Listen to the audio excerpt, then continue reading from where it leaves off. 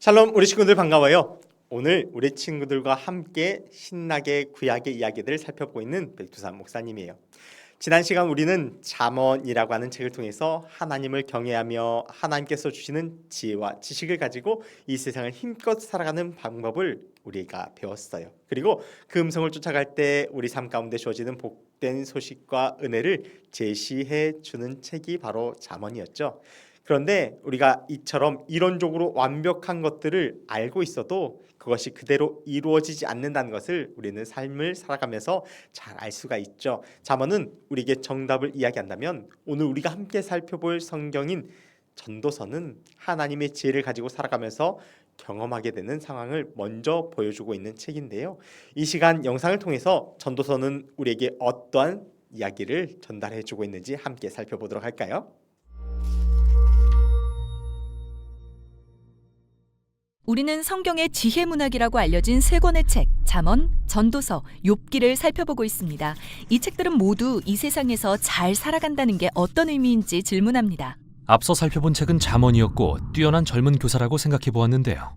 그녀는 현실 속에 엮어진 하나님의 속성인 지혜를 추구하면서 이 지혜를 사용하면 성공적인 삶을 살 수 있다고 낙관합니다.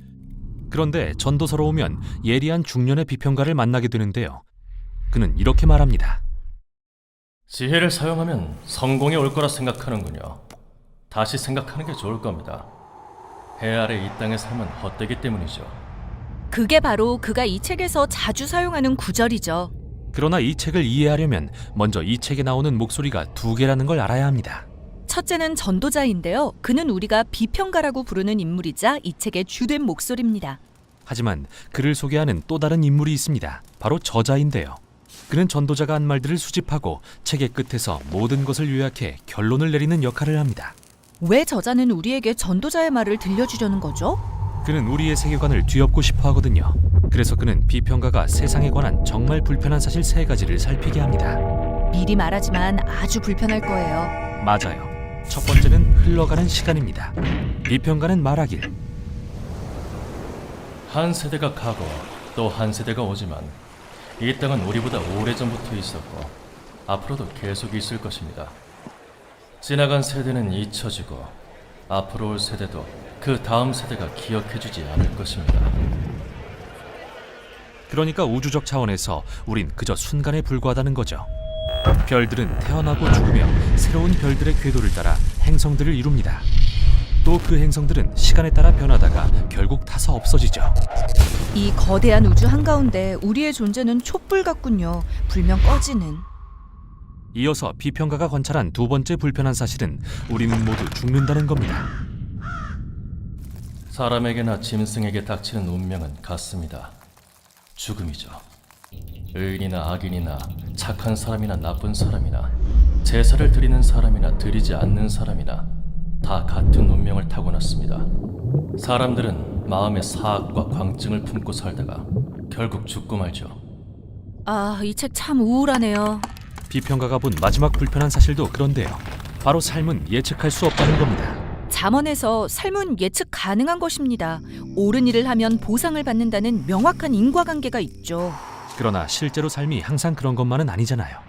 비평가는 세상에 이러한 결함을 발견하고 그걸 우연이라고 부릅니다.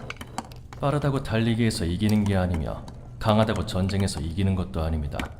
지혜가 있다고 먹을 게 생기지 않고 총명하다고 재물을 모으는 것도 아니며 배웠다고 늘 잘 되는 것도 아닙니다. 모두에게 시기와 우연이 있을 뿐이죠. 즉 그의 요점은 삶의 무엇도 우리가 제어할 수 없다는 겁니다. 너무도 예측이 불가능하니까요. 만일 삶을 제어하고 싶다면요? 그건 넘어질 준비를 하는 셈이죠. 비평가는 책 전반에서 불편한 이 사실들을 하나로 묶는 은유적 표현을 쓰는데요. 거의 40번에 걸쳐 그는 삶의 모든 것이 헤벨이라고 말합니다. 히브리어로 연기 또는 수증기라는 뜻인데요. 연기처럼 삶은 아름답고도 신비롭습니다. 이 모양이었다가 어느새 다른 모양으로 바뀌어 있죠.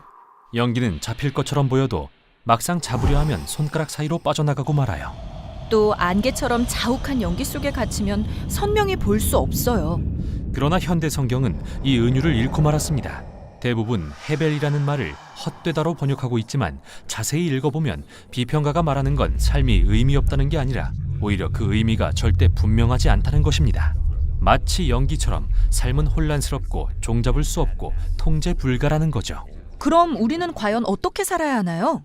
네, 놀랍게도 비평가는 무엇보다 잠언의 관점을 인정하고 있는데요. 그는 지혜를 배우고 하나님을 경외하며 사는 것이 정말 좋은 가르침이라고 말합니다. 정말요? 방금 그게 성공을 보장하진 않는다고 했잖아요. 하지만 그는 그게 옳은 일이라는 걸 알고 있어요. 둘째로, 그리고 더 자주, 그는 삶은 우리 손에 달린 게 아니니 애쓰지 말라고 말합니다. 손을 벌려 젓는 법을 배우세요.